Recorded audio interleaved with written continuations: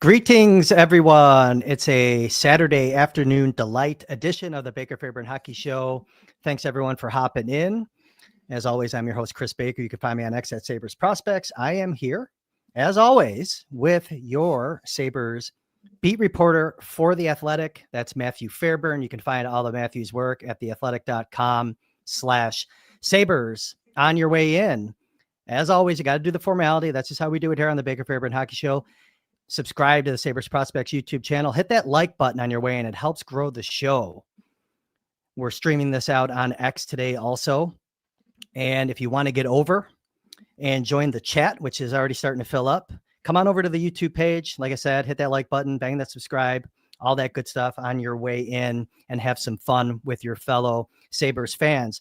You can find the audio version of the Baker Fairburn Hockey Show on Apple, Spotify, wherever you get your podcasts. And you could please leave a 5-star review. Today on the Baker Fairburn Hockey Show, Sabres management and players conducted their media availability this week to kick off the 2025-26 season. We'll get into some of that. Alex Tuck, along the way, gave his side of things on his contract extension negotiation. We also learned and gained some insight into the Sabres' even strength and power play line constructions. But first, this morning, down at KeyBank Center, the Sabres held their blue versus white scrimmage. Team White defeated Team Blue 4-0. Big day for the Team White fans. Matthew Fairburn was there to witness all of it. So let's just start there. Matthew, a lot going on this week. You are definitely into rhythm, putting a load of content over at the page there at theathletic.com/Sabres. Good stuff all the way around. If you haven't been there, by the way, before I kick to Matthew, he did his recap of the media availability. Nice piece on Devin Levi that I saw and really enjoyed some of Devin Levi's insights and how he's approaching this season. And just, I'm sure you got some other good things cooking, but let's just talk about the scrimmage a little bit. We finally saw some real bullets flying, I guess, for lack of a better term, real pucks flying. It's probably a more user-friendly way of putting it. And it seems like one side pretty much dominated play today. What did you see down there in the blue versus white scrimmage? Yeah, it was somewhat surprising in a way because you had on the blue side, let me pull up the exact, you had the forward lines of Josh Norris, Zach Benson, Tage Thompson, Ryan McLeod, Jason Zucker, Justin Danforth, and then they had Mason Geertsen, Tyson Kozak, Josh Dunn. Rasmus Dahlin, Matthias Samuelsson, Connor Timmins, Zach Jones, and Jacob Bryson were on that group as well. And that's your more experienced group, right? Team Blue is definitely the more experienced side. On the other side, you had Yuri Kulik centering Jack Quinn and Josh Doan, Peyton Krebs centering Anton Wahlberg and Beck Malenstein, Noah Ostlund centering Isak Rosen and Konsta Helenius, with Owen Power, Bowen Byram, Michael Kesselring, Ryan Johnson, Jack Rathbone. On defense, Georgiev was the white team goalie. Alex Lyon was the blue team goalie. So you would almost think that blue team has a little bit of an upper hand, but the white team was all over him. The Yuri Kulik, Josh Doan, Jack Quinn line was really solid. Kulik had a goal. Doan scored on the power play at the net front. Roseanne scored later in the scrimmage, and Beck Malenstein got one.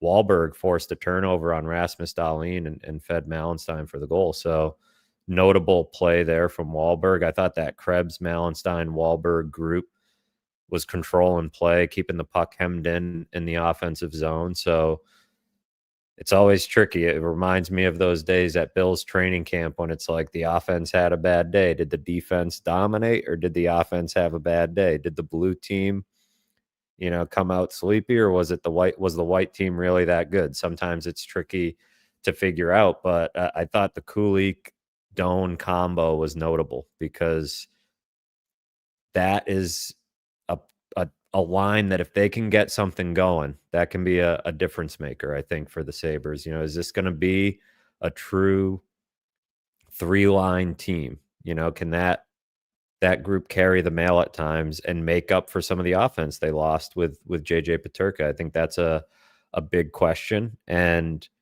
it's day 3 of training camp. It's one scrimmage, but Josh Doan, I mean, we talked a lot about him this summer. He just looks really good out there. He's a smart player, makes a lot of the right decisions with the puck. You see some, like, pretty common early in training camp to see, maybe a little bit of sloppiness with the puck or passes that are a little bit off target. Josh Doan, it just seems like every time he's putting the puck on his teammate's stick and they're getting the puck up ice and he's putting the puck in the right spots. He's reading the play well. And he said after practice, he's tried to hammer into Yuri Kulik to just shoot the puck because not a lot of guys can shoot it like him. And Doan just wants to, I think Doan sees some assists in his future if he can get Kulik to think shoot all the time. And so that was an encouraging sign for sure. And we can get into more on some of the power play combos and different things we saw, but that was my early impression for sure. Yeah, let's stay on the even strength lines, I guess, for a second. So I like what you're saying about Doan, the passing ability. We don't talk about that enough in the sport of hockey. I think how important it is to have everything crisp and flat when you send that puck to a teammate. That line, so Quinn, Kulik, Doan, we talked a little bit about Quinn maybe being better suited for the left side in this lineup. It sounds like that Quinn, Kulik, Doan line is one that we saw today that seems like it could stick at even strength, maybe, on opening night. And again, I know they've only had 2 days of practices and then a skate this morning before the scrimmage. There's a lot that can change. We also, based on how they opened up practice on Thursday and what they rolled out today, that Benson, Norris, Thompson combo seems like something that might be pretty reliable here to start the season anyways, or at least as they work their way through the rest of camp. I think it'd be very difficult for Lindy to break that up, but who knows? They can come out, on Monday when they return to practice and things can change. I get it. Tuck did not play in the scrimmage today. So we saw Danforth up skating with Zucker and McLeod, but we're thinking that that's where Tuck likely slots in, correct on that? Because I think there's really 2 lines here that we can rely on that they're going to keep practicing with, and maybe 2 that you saw today that probably are going to look a little different, right? Is that a fair assessment given Tuck's absence and Danforth moving up? Tuck was on they had a practice from about 8:30 to 9:15-ish before the 9:30 scrimmage. Tuck was on the ice for practice. It was the first time he's been on the ice with the team in training camp. He was on that line rotating in. They had really a full rotation going. So sometimes Danforth was in McLeod's spot. Sometimes he was in Tuck's spot. Sometimes he was in Zucker's spot. But that was where Tuck was getting the bulk of his time. And Tuck was on the top power play unit at practice when they were working on it. So that was Rasmus Dahlin quarterbacking, Tuck in the bumper, Norris and Tage Thompson on either flank, and Jason Zucker at the net front. The number 2 power play was Owen Power quarterbacking, Bo Byram in the bumper, Kulik and Quinn on the flanks, and Josh Doan at the net front. That's how Doan got his goal. The top power play didn't do much in the scrimmage, which is not what people are going to want to hear, but it's early and it wasn't sharp. They had Benson and McLeod both get a turn in Tuck's spot since he wasn't participating in the scrimmage. So they didn't really generate too much, frankly. So it wasn't anything to write home about, but there's something about Bo Byram, that you remember when they first traded for him and, that little clip was kind of going a little viral where he's kind of like directing traffic, putting guys in different spots. There's just an energy and a competitiveness about him that is always there. And it showed up today. And he was the one that dug the puck loose that Doan was able to whack home at the net front. Pretty ugly power play goal. Nothing pretty about it. But I think that's what you're going to see from Doan is the lights just turned off in this room. So apologies if I'm now sitting in the dark, but we got you. You're good. But I like the idea of Byram getting a little more power play time. Yeah, me too. He's an interesting piece there, and he had a good scrimmage, I would say. I feel like he is the type of guy that just kind of sets the competitive tone. He had a couple of turnovers, that were That's just kind of his game sometimes, is that he's trying to do a little too much. That's something Lindy Ruff's trying to rein in a little bit, but competitive at killing plays. Like, it looks like he's got an emphasis on killing plays a little bit quicker and being assertive defensively. So I like seeing that, and definitely like seeing him on the power play. I'm curious to see what he can do. We've talked a little bit about that. Bowen, Byram, getting some PP time. I like having 2D on that second PP unit. I like it with a, that kind of de facto third even strength forward unit. It kind of brings us into some of the things that we talked about when you and I were together earlier in the week, trying to sketching out lines. And I think Lindy alluded to maybe his center pecking order in his media availability on Wednesday, I believe it was, where he listed Norris, McLeod, and then Kulik in that order. And the way that they constructed the power play units today, how they disperse the forwards on those two units, also tells you a little bit of their insight. They're not going to put forwards from 3 different lines on that first power play unit. It kind of messes some things up as when the penalty expires and you're trying to reset how you're going to roll your even strength guys out. So this pretty much tells us, and that's where I go back to that Quinn, Kulik, Doan right now. If you're numbering your lines, it's a third line. Yuri Kulik effectively is your third line centerman. I think, right? In terms of minutes, yeah. matchups, right? You've got 3 young guys together. Quinn just turned 24 the other day. Happy birthday to him. Kulik's 21, Doan's 23, right? So you've got young players together, but Doan is really solid defensively and just a responsible player. Kulik, I think it's an understated part of his game too, is that he's reliable in that way, but you're not straining them to the point where, like, that McLeod, Tuck, Zucker trio can really carry the mail for you, I think, matchup wise. And it's a nice group to have. I think minutes wise, you're right. Like, it will end up being your second line. And you get a little bit of insight too into what Danforth is for this team as a guy that can jump up into a line like that and really not be out of place.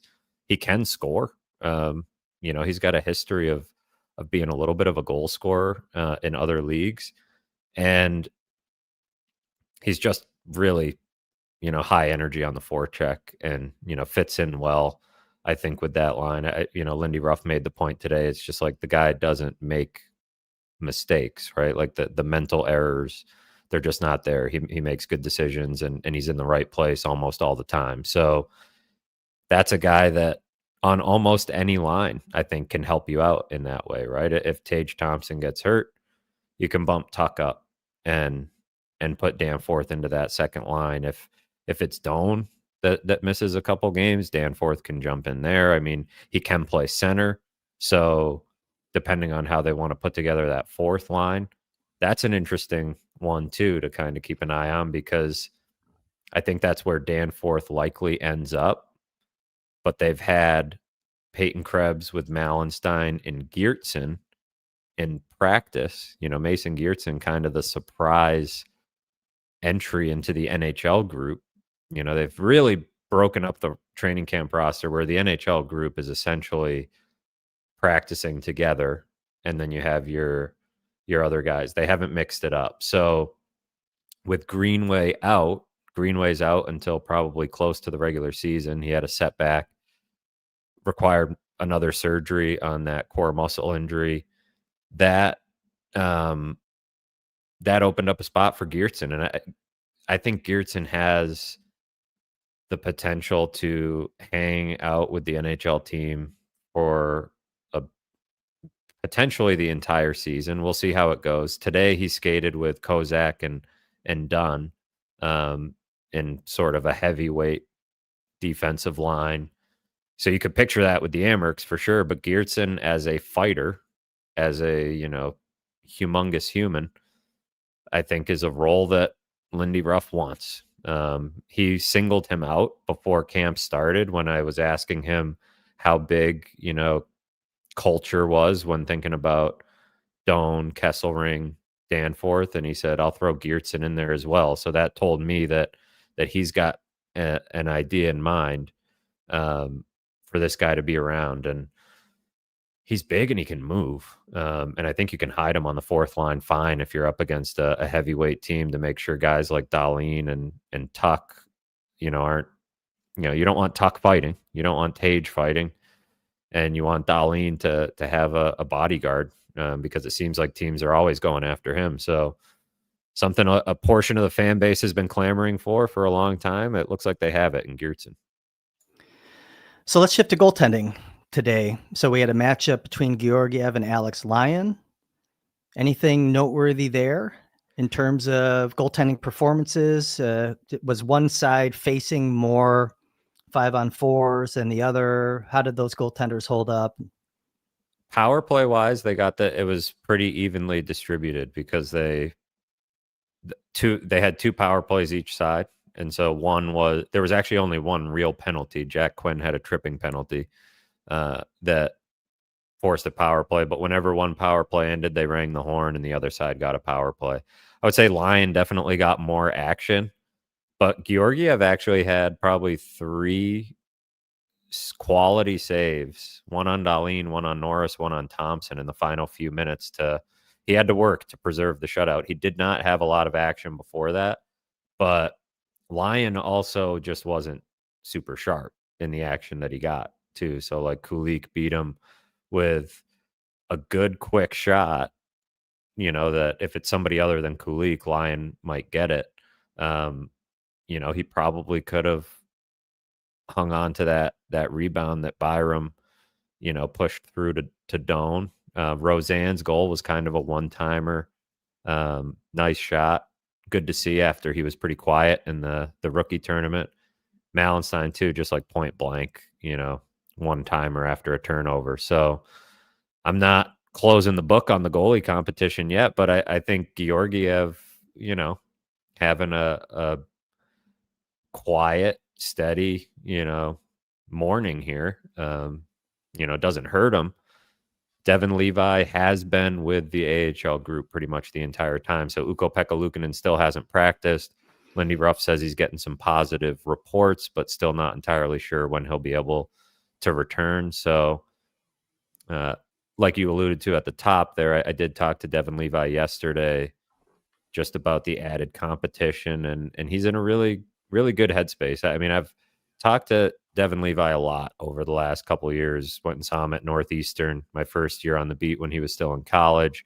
Have, made a point to talk to him in Rochester whenever I'm down there. And it just strikes me that he's always been a cerebral, self-aware kind of guy. And I just feel like he's matured and really wrapped his mind around what it's going to mean to be a really good pro and what it's going to take, and handling his situation very well. So I won't get into like everything he said because he says a lot. Devin Levi does. He's a deep thinker, but people can read that over at The Athletic.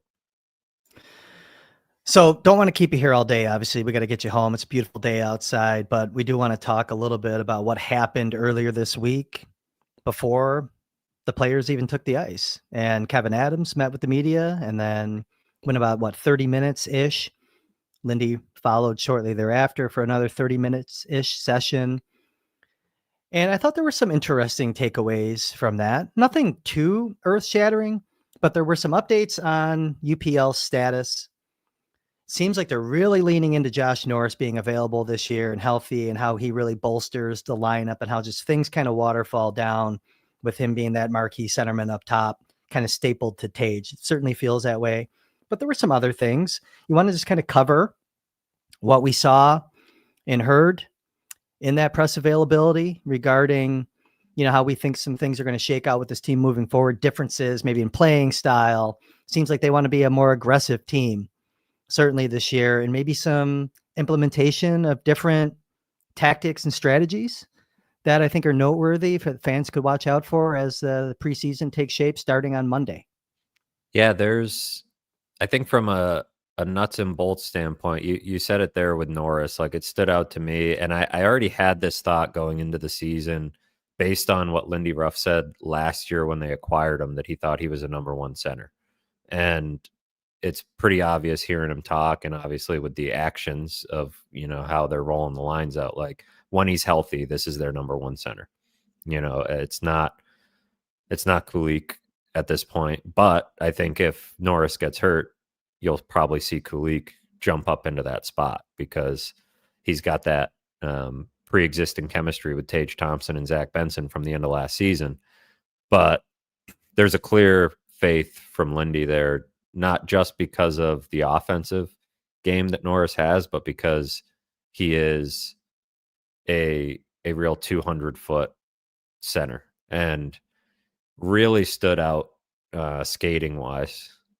Early on they did the skating conditioning test, and he's a terrific skater. Really maybe the best skater on the team. And skating, conditioning, that whole thing has been a culture. Those have been the big things they're hammering home. I think Lindy Ruff overestimated some of his, he said he was optimistic about some of the players, how they would show up last year, and was proven wrong in some cases. And so he really challenged them. He's like, you got 5 months off, right? Your season ended in mid-April. Like, make good use of those 5 months. New strength and conditioning staff.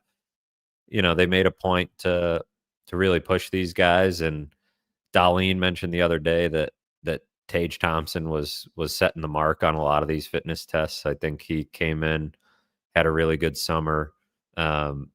Jack Quinn was another guy that got singled out. Lindy said he got a video in the summer of him deadlifting a whole bunch of weight. Still working on what a whole bunch of weight exactly is. I'd like to drill down that number before camp is over. But he looks a bit bigger. Skating looks pretty good. Power, quicker, a little bit than he was last year. So Samuelson was another one that Lindy pointed out. It's again, the good news, bad news situation, right? He's like, last year he didn't show up in good enough shape. This year, complete difference. It's like, well, what the hell happened last year? But hey, maybe there's something there for him to bounce back. So that was notable. They're going to have a little retreat at the end of camp, to kind of build team culture. And Lindy Ruff didn't even want to call it team bonding. He's like, this is culture. We're going to learn to play as a family, play for each other. And that was interesting. They had a weird training camp last year, having to go to Germany and being overseas. So some different stuff there. It feels like Lindy is energized. He seems to really know this group better. I think he had his fingerprint on a lot of these offseason moves and additions. And he seems to have a real clear idea of what this team can be, how he wants them to play. To your point, a little bit of change into how they're going to play defensively. The only thing I could really extract from him so far in that regard is that maybe they don't want to allow quite as many carry-ins on the rush. They want to force more dump-ins, which requires you to play a different way, both as forwards in the neutral zone and as defensemen, closing gaps quicker. It changes how you break the puck out and how you have to read the play.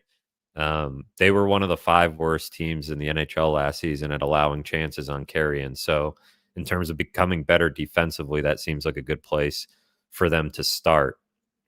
And, so it's been interesting to see Lindy, I think, just have kind of a more direct and, clear idea of what he needs to get done this year compared to last year when he was still getting to know some of these guys. Yeah, I just throw a chat up on the screen. JMP says, when you hear Lindy talk, doesn't it sound like he made the offseason moves? It just seems like he is coach GM. And I think there was a lot of input that they took. I mean, that Geertsen signing, you mentioned him already. I think that's a clear indicator. I mean, Lindy had him when he was in Jersey. Lindy spoke to him in the offseason, talked about his conditioning and his skating. And if he's there, he can probably get some minutes. I mean, are you kind of feeling, I think you just already kind of alluded to that, but Lindy definitely has his fingerprints over a lot of the business that Kevin took care of this summer. The behind the scenes, go back to the trade deadline, the behind the scenes, video of Lindy Ruff talking about culture, and then they bring in a bunch of culture guys, right? Not just culture guys, but guys that he wants to be harder to play against, and they go and get, Doan and Kesselring. And I mean, even JJ Paterka on the way out, it's like,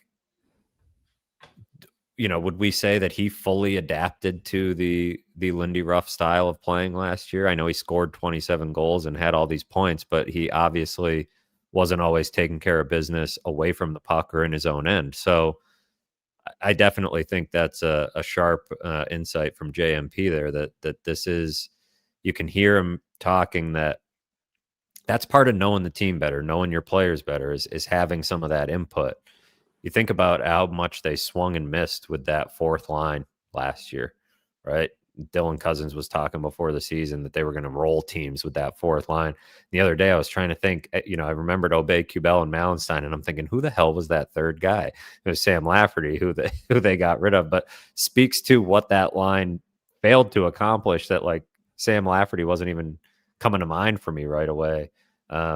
Two of those guys are gone. Malenstein is now going to be fighting for time, I think, on this team when Greenway's healthy, because Geertsen is the enforcer, as Lindy Ruff said, and I think Greenway is the everyday player when he's healthy. But already we're seeing signs, a reminder that they can't necessarily count on Greenway to stay healthy, because he's not even healthy to start camp. But yeah, definitely a Lindy Ruff flavor. It just strikes me that Lindy Ruff, he recognizes like this is his last shot, most likely, right? As a coach, not necessarily just this season, but like this tenure with the Sabres is it for him. And if he's going down his way. He's gonna, he's not gonna have a soft team. He's not gonna have he wants to have a team that the fans can at least get behind, in terms of work ethic, defensive play, and not getting pushed around. Kesselring brought it up today. Like they want to play meaner. And I think Lindy Ruff is doing everything he can to make sure stuff like what happened against New Jersey, and just, you could point to multiple examples of them just getting pushed around within games. And he just doesn't want that. He's not going to go out that way. And, whether that means they get to the playoffs or not, who knows? But I do think it's something that matters to him. No, I think that pack mentality is going to be important. I think just adding a couple guys that just get in there, get their hands dirty. They don't have to be the Mason Geertsens of the world that are tough and will definitely throw down. It's just, Lindy said it like 16 times in his media availability, being hard to play against in the culture. And like, even when someone asked, like, who's going to replace JJ Paterka's goal production, it was all about, no, who's going to play better team defense, who's going to make it. He kept defaulting to being harder to play against. Right. He's like, just a couple guys that do that, Matt. Everyone can kind of stick their chest out a little bigger if they're coming into the season with the right mentality. So yeah, pack mentality is going to be huge. And you wanted to add a little more. Go ahead.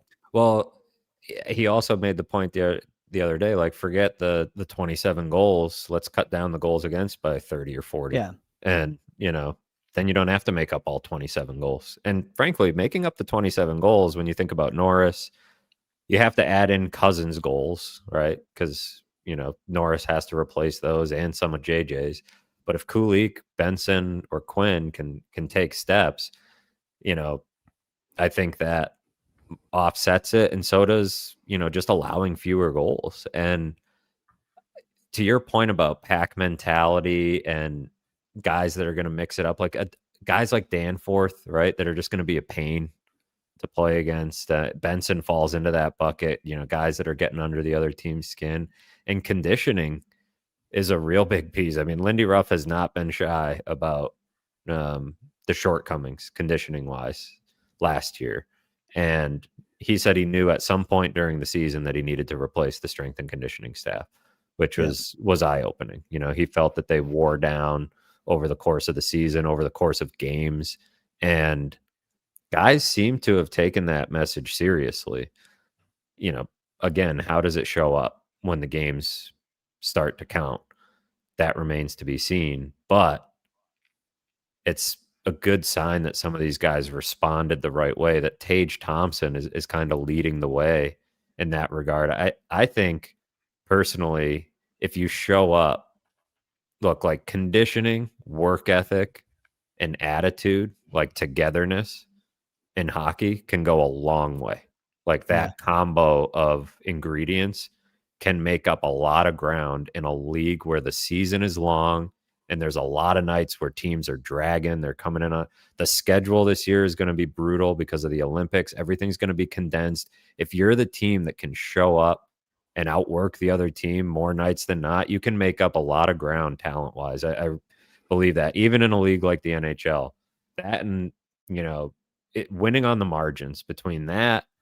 We talked about goaltending last episode. You know, if you can get good goaltending, how much a difference that can make, and special teams. You know, if they can be better there, which is a major question mark. But the confidence you can get from being better conditioned as an athlete, I don't think can be overstated. Like they're talking about they're going to remove fitness testing, you know, in the new CBA. But like these guys are going to know whether they're being tested or not when they step on the ice in training camp, how conditioned they are. And you can just see a confidence from Tage Thompson knowing the type of summer he had. Like you know what type of summer you had. You know when you step on the ice where you stand. And obviously they weren't good enough last year. That's alarming in and of itself. But if they've corrected that, you know, maybe that can make a difference. Lindy had mentioned, I want to say it was Lindy, I could be wrong. There was a certain percentage of games that were 1-goal games or 1 goal with an empty netter. It's a pretty high number, right? So that's where the conditioning really matters. You know, there's games are tight with this parity in the NHL right now. So no, I think the conditioning, and yeah, you mentioned Samuelson, you mentioned Tage coming in and really knocking it out of the park. It sounds like in the testing. Doan, I think Lindy may have mentioned Doan's conditioning today. He's really stuck on it. And yeah, it is critical component. Lindy also mentioned, just to kind of shift gears, one of the intrepid reporters, I think it was you, Matthew, actually asked a question about the coaching staff. And Lindy mentioned continuity. He wanted continuity. Do you have a read on that? Like was it, I don't want to say it's like, is it the truth? Is there something more? What's your take on that? It was a good question. I'm glad that it was asked. And it was you, right? You asked that question? All right, good boy. I look at, he's not going, you know, whether it's the truth or not, it's like he's not going to. He did mention, I think, you know, the fact that he brought up that he made some attempts or gave some consideration to improving the staff with some outside additions tells me that the continuity maybe wasn't like priority number one, right? Like if other options were explored, Yeah. continuity is what you say. Continuity is the benefit of bringing everybody back. And when the staff hasn't performed, all you can really hang your hat on is continuity. You can't point to the results that this staff has had. I do think I've mentioned it before that Lindy Ruff is kind of the type of guy that takes a lot of personal ownership and so doesn't want to pass the buck, right? And make it seem as if, you know, Marty Wilford or Seth Appert, you know, are to blame when he feels like he can solve a lot of problems. And they did change the strength and conditioning staff, so it's not like they changed nothing. But the fact that they made some attempts, to me, I wonder a couple things about that. One, how attractive is it to work here, right? You know, that's the main thing. Like, how attractive is this team to work with, you know, at the moment? But also, when people see Ruff, Kevin Adams in the final year of their contracts, if they look at it and say, I don't know if I want to hitch my wagon to that and be looking for a job again next year. So, you know, that's one. You would think that's that one. There's others, right? I mean, you would think that Lindy Ruff would be able to attract some high level candidates because he's got a pretty good reputation. But or Seth Appert. But the other I piece mean, of this a too peer. Yeah. is that these guys are under contract. And so, was there any consideration given to the fact that they don't want to pay people not to work? Or is the price has to be right to acquire talent too. That's I mean, if this is all kind of I don't want to, say budget team by any means, but I think it's clear they're operating on a set budget. What would they be offering? Maybe Lindy had a fish on the line. right. I mean, is the money there? That's a factor too, I believe. Yeah, it's both things, right? Paying somebody not to work and then paying somebody else the market rate, to get the top, one of the top guys or a power play expert, whatever it may have been. So, And I say that because I've been on the job market recently. That hits home. How much money is a prospective employer willing to spend kind of matters. But yeah, it's something to think about when it comes to this. Also, I think this situation, especially when we talk about the risk factors involved for anybody jumping into the boat here. Even guys that I'm sure love Lindy, have to look at it and say, if this goes south again, we're all toast, right? Like new coach, new GM potentially. So it is what it is, right? They're rolling it back. And, ultimately, we've talked about it before, like it's going to be about the players, right? It's not going to be about Kevin Adams, what he does and doesn't do. It's not going to be about what Marty Wilford does or doesn't do. It's not going to be about how full the building is. Like these guys just got to block all that BS out and take it upon themselves. And there seems to be a sense of ownership from the group early on, but 3 days into training camp. So, when you get punched in the mouth, that's going to be the real test, because every time this group, this core has been punched in the mouth, it's been, it's been a tough response. They haven't really responded well in those moments. So that to me is going to be the real test that we won't really get to see until the season gets going in October. So we talked a little bit about Lindy setting this team up for success as he kind of winds down the second tenure here as coach on the Buffalo Sabres. Let's shift our attention to a player that the Sabres hope to continue his tenure, and that's Alex Tuch. He spoke to the media this week, and there were questions about his current situation leading into the final year of his contract. And we know that Kevin addressed it a little bit. What was your read and kind of synopsis of Alex's media availability this week? Yeah, this is an interesting storyline for sure. It feels like sort of the number one storyline hanging over this team in some ways, because it feels like a house of cards if Alex Tuch does not stick around, right? Like things could fall apart quickly. Who wants to follow him out the door? The fan base loves this guy and would probably lose whatever little bit of faith they have left if they're unable to retain this player. Alex Tuch said pretty point blank clear, compared to the spring, that he loves Buffalo, loves being a Buffalo Sabre, wants to be here long term.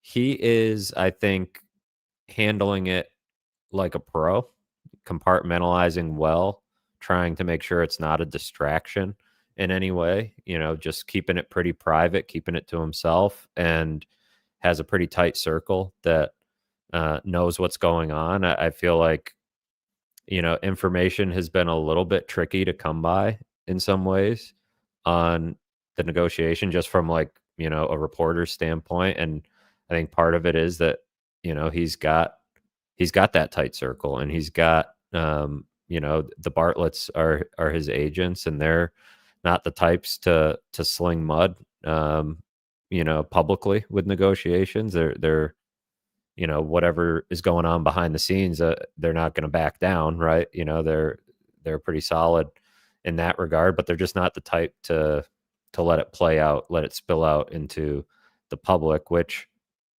I think works to the Sabres' advantage, that they can keep this, pretty tight. But I am sitting here wondering why it's September 20th and this guy doesn't have a contract.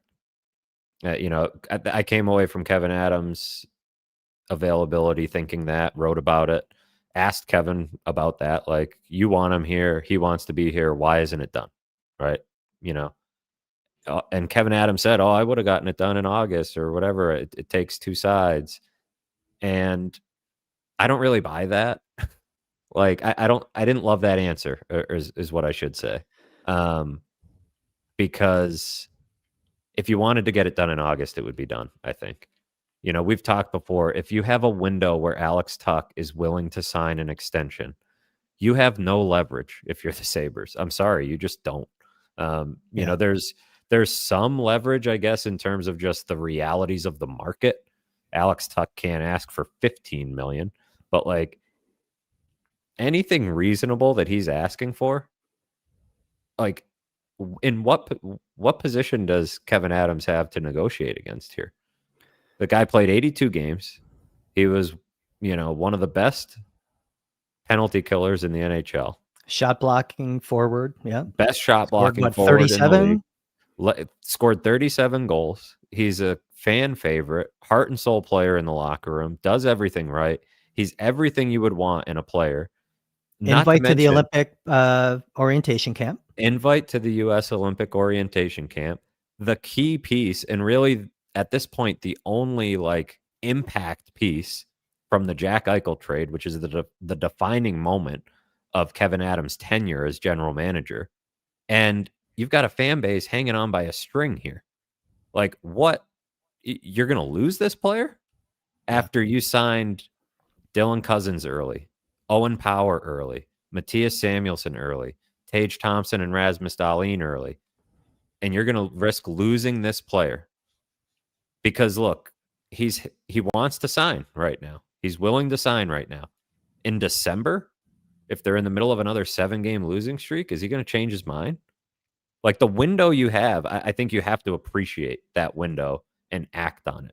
And I see people quibbling over the term.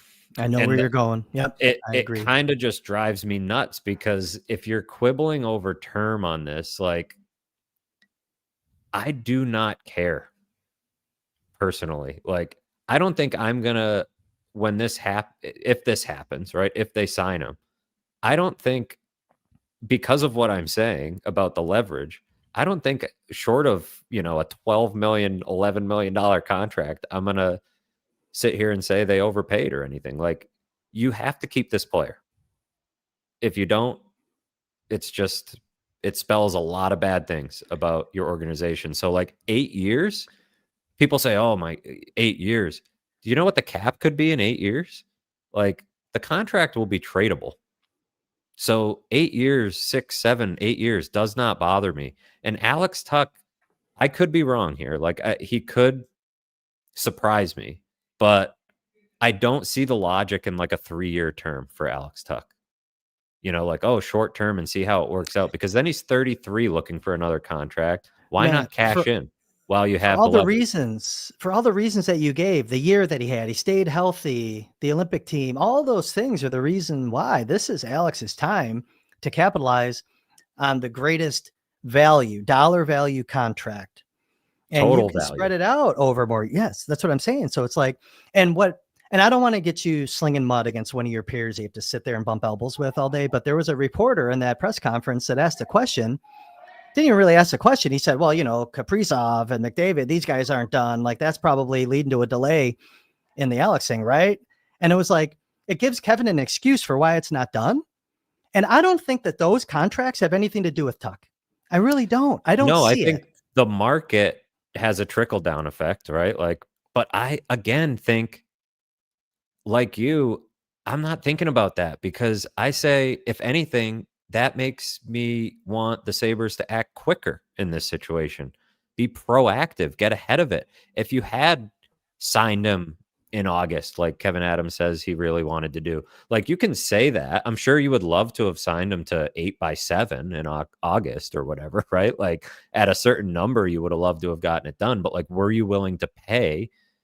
Were you willing to meet the price? Were you willing to be proactive, Like, he's a priority. You say that, but how has that shown up in your action? What the hell is the holdup? It's I don't want to say negligence yet, because there's still some time to get it done. No, it before the could get season done starts, tomorrow. but Like, it's a right. really, like I've said, it's a tricky, as a reporter, a tricky situation to navigate, in that things can change so fast. It can be, you can be far apart 1 minute, and a couple of really productive phone calls can close the gap quickly. Like, that's how these things work. But I think to say that you would have gotten it done in August is somewhat disingenuous, because at what number? What Yeah. exactly were you offering in August that you think could have gotten it done? Because if you didn't have that offer, then you can say you were willing, but did your actions back that up? And to say he's a priority, a couple months have gone by since he's been eligible for this. So back to the Kaprizov McDavid of it all, there's other guys, Adrian Kempe in Los Angeles, Kyle Connor, Jack Eichel. I think Kempe is probably like your comparable, like yeah. that. Like, do you want Kempe to sign for north of 10? And then you're sitting there saying, oh man, maybe that 9.5 Alex wants isn't so crazy, right? Like, because Kempe and Tuck are going to have pretty, I think, close contracts. Like, they're similar age, similar production, similar play style. Like, and with Kopitar retiring in Los Angeles, they're going to have some money. And that's an organization that has positive cash flow. Yep. It's a very healthy organization financially, and they're going to have some cap space next year, maybe be able to be an attractive destination for some of these big names that haven't signed yet. That's why I say term wise for Tuck, if he, the people that say he should sign short term and see what happens, like if the Sabres are any good, if that's what you want to do, just wait out the year, because if it doesn't go well this year, you pull the chute and you hit the market and make a bunch of money. You do what Byram did. Byram walked himself to unrestricted free agency. Right.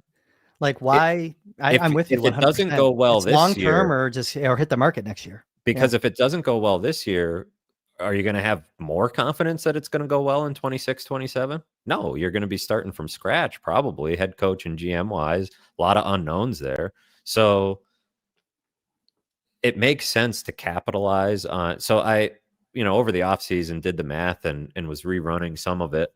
The Pavel Buchnevich contract I keep coming back to as one that really fits. He went 6x8 with St. Louis at a similar age, similar production, similar player. Not one-to-one comparison, but the $8 million cap hit on the salary cap ceiling that he signed it on, the percentage of the cap is the equivalent of a $9.4 million cap hit for Alex Tuck. So he is well within his rights to ask for north of 9, in my opinion. I don't think, north of 10 starts to get tricky, but again, when you have the leverage that he does,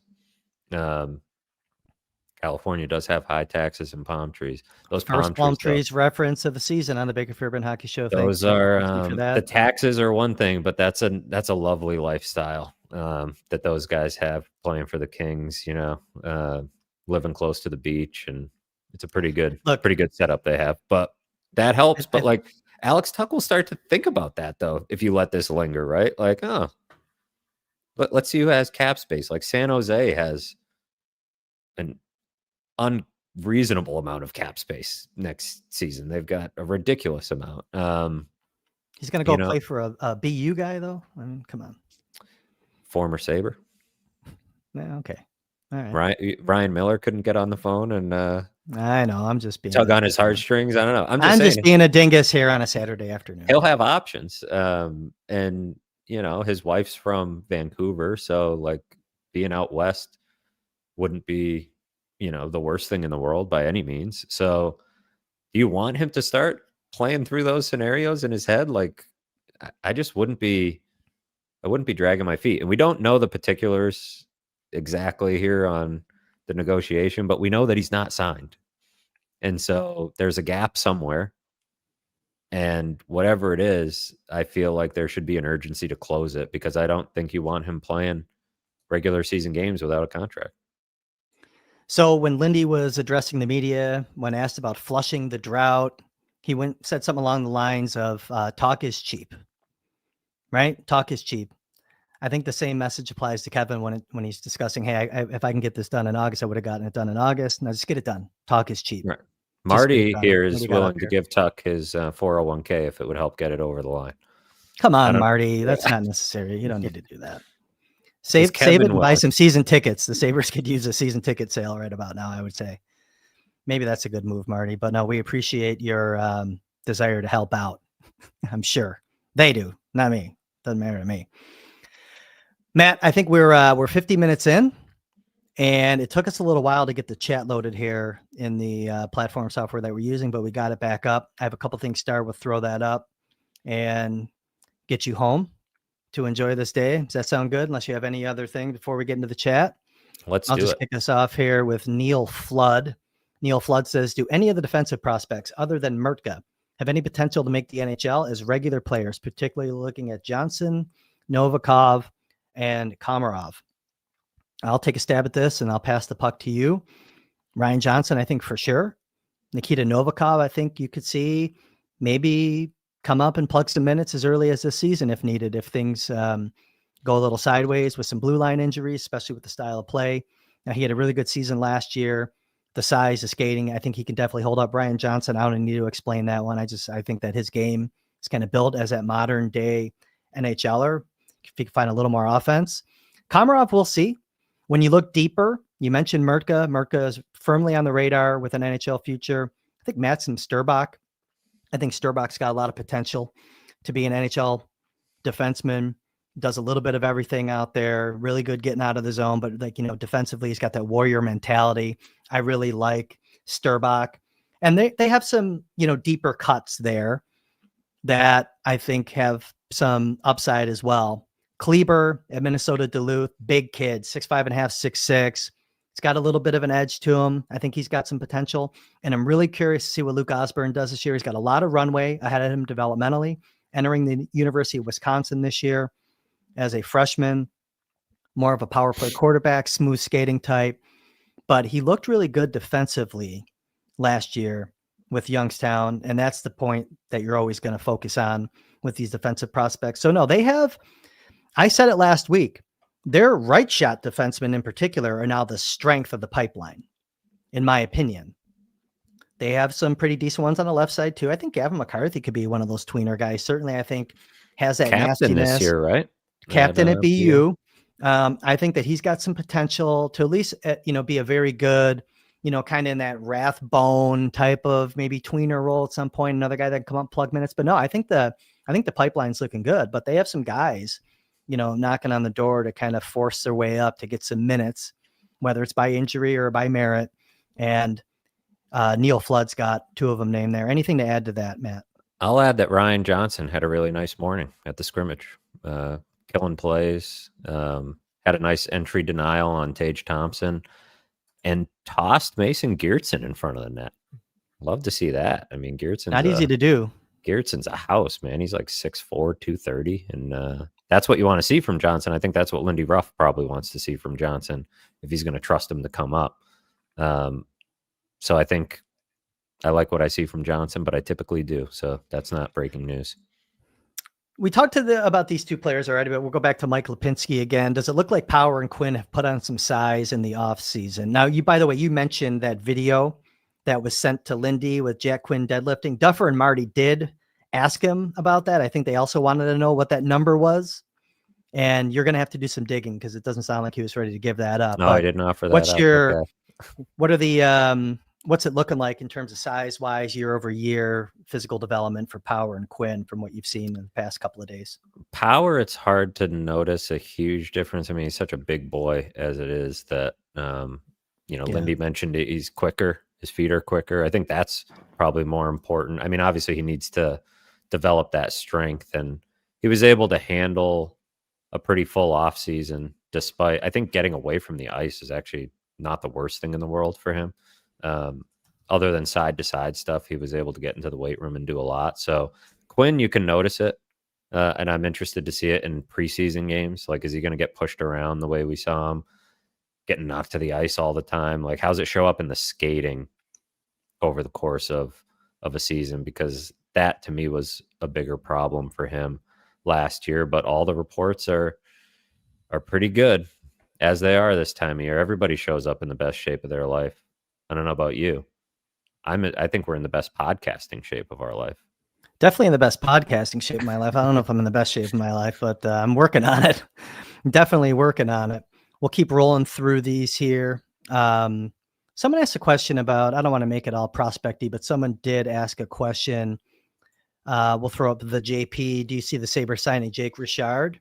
I do. Now, I know this is going to be a key season for him because he did have that gap year in the USHL. So he's going back for his third season at UConn. Technically, if he wants to bolt, he could. I just think he's been really engaged with the Sabres, good communication. I don't see a flight risk there. 15 goals and I think 43 points last year with UConn, playing up on that line with Joey Muldowney. Going back for the Huskies this year, he should have another big season. Muldowney's already getting some accolades as a top 10 Hobie favorite this year, along with, Porter Martone, Gavin McKenna. He's right up there in MX, but he's a San Jose prospect. We'll bring it back to Richard. I think Richard, with a good year, the Sabres are going to want to scoop him up, and I think he'd be open to that. He spent a lot of time in Buffalo this summer, so if that's with Gavin, right? If that's any indication, then because he played with Gavin in the USHL, right? I believe. Is that accurate? A little bit, yeah, in Muskegon. Yeah, so he knew him and spent some time ahead of development camp. He was a little cagey when I was asking him about the idea of signing and everything. I think there were some talks this offseason, but it was really important for him to go back to UConn. And I think the type of year he has could dictate, right? I think there's a comfort level he has with Buffalo, but if he has a big year and starts seeing some, the potential to get some action elsewhere, that could factor in, but we'll see. He's been a key factor in that burgeoning UConn hockey program, making the NCAA tournament. There's something special that they're building there. He's a huge part of it. I think it's great that he's going back. I think it's great. I think it's good for him as a human, education wise, but also just being part of something that they're building there. I think he can really hang his hat on that when he decides to turn pro. Yeah, those guys have, all been there now a few years and feel like they're sort of on the cusp of something. So he didn't want to bail on that. And I like the player. I have since they drafted him. His first development camp sort of stood out. You see some NHL level traits, definitely in the shot, and his skating's improved a bit. So net front, big time net front big player. Net front. Loves tipping pucks and has definitely grown that part of his game, knowing that the shot is elite for the college level, but probably won't be elite, for the pro level. So he needs to find other ways to score. And I feel like he's rounded out his game. We'll go to the Capper here. Capper 72. Matt, this is one of my favorite topics. This came up last year. Matt, as a former goalie, how many power play goals did you score? My guess is none. So maybe having a former goalie running the power play is almost as bad as a career fourth liner and give no help. The power play is going to be a big point of emphasis for the Sabres this year. And Lindy mentioned wanting to put 5 guys together and keeping them together all year. We talked a little bit about the construction, but it's really, what are they going to do? You mentioned bumper. They kind of abandoned the bumper in the past, or at least they didn't stick with it all the time. It seems like they were just so focused on loading up the one-timer, whether it was Tage, going back to when Victor Olofsson was here, just trying to feed. Are you expecting, or are you already seeing changes to the schematic? And I think the first power play unit and the second power play unit, with that Byram on the second power play unit, for example, and all the motion that he adds, they might actually look a little different. But I think the schematic should be the same. What are you seeing or feeling right now? Because they got to fix that. Lindy mentioned the power play is critical. The average in the league has gone up 21.8%. He said was the average power play percentage last year. That's rough number that Lindy said, but I don't know where the Sabres were at last year on the power play, but it wasn't 21.8. No, they were worse at the beginning of the year. They started to get it together a little bit at the end, but I see it was just this morning that we saw it. And so it looks like a little bit different. Maybe working that, that puck behind the net a little bit more and, setting up some different plays. It wasn't just all Tage one-timer, which it feels like it's been. And it worked for a while, right? Tage one-timer when people were sleeping on Tage a little bit, but I think it's essential that they have that. Maybe the Tage one-timer isn't even plan A, right? Because teams are just gearing up to stop that. And it leads to frustration from the top unit. It leads to not even seeing other plays because they're so focused on it. So time will tell, I guess, is the best I can say. But I notice a little bit of a difference. At least I thought I did this morning. It's always tough to know how dramatic a difference it is if it's, something that they were working on last year that I'm forgetting because it's been a while. But early signs, they didn't do much this morning, against the top penalty kill. So that's not great. I'll ask you on Tuesday or Wednesday. Right. Let's make see if them we see run more. it so we can talk about it. They can load Tage up all they want on that power play. He only scored 7 power play goals last year out of the 44 he cashed. Maybe change it up a little bit. Maybe teams are onto you. I mean, 2 years ago, 20 of his 47 goals were on the power play. That's a radical drop off in effectiveness with how they've been running it. So they got to fix something. I don't know if I have anything else starred. Do you see anything that you want to get in there, or is that it? I think that was most of it. We're right at an hour here. Oh, perfect. So we're in good shape. The lights went out on me again. Every time I'm standing still too long. I should talk. Pay your bills, kid. Pay your bills. Hey, I'm still at the arena, so they're not my bills to pay. They're not my bills to pay. All right. Well, hey, good job today, Matt. Good work with all the reporting that you've been doing since training camp opened. Speak for the fans; they certainly appreciate it, and I know that it's reflected in the comments that you're receiving at theathletic.com/Sabres. Anything else that you want to plug before we get out of here? No, just head over there and catch up on everything. And one other thing we should probably mention, real scary situation Rasmus Dahlin dealt with this summer with his fiance, experiencing, the early stages of heart failure and needing a heart transplant. And she's on the road to recovery now in Sweden. Hasn't yet rejoined Rasmus in Buffalo, but he addressed that yesterday, put out a letter. Just can't really imagine what that was like to go through. They were vacationing in France when it happened, and sounds like, everybody, within the organization and his teammates have really wrapped their arms around him. They're a big part of this community. Rasmus and his fiance do a lot of really great work with his foundation and, helping a lot of people. So very glad to hear that she's doing okay and that Dahlin is able to be in a good headspace, because I imagine being here and her being in Sweden is pretty tough for him right now. Good call out. I'm glad you mentioned that. Shocking news to see. First and foremost, you care about the human being. So, heart goes out to her and hope that she's can hopefully get on the mend and rejoin Rasmus. I'm sure it's kind of getting lonely without his other half there, as he kicks out. And they've been together for a long time. She's been there with him for a lot of the ups and downs of his early pro career. And certainly, just another thing, I mentioned it last week, you wanted Rasmus to get together earlier this week. You wanted Rasmus to get the team together and kind of get them to play for each other. Let's just figure this out together. Let's just do it. There's headwinds all around us, and let's just do it. Now, this is another thing I think to rally around, honestly. Yeah. This is your captain. This is your guy. And I know that Rasmus, I think, already thanked his teammates for the support that he's getting. Keep it going. Yeah. It gives you a dose of perspective. You talk about guys, like the way they've responded to certain things over the last few years, and you go through things like this, and it just makes you kind of realize how small the other stuff is. And so I think that can also be true for the guys around them, to see their captain and their leader and, and his fiance, who they all know. Rasmus's house is the hangout spot, right?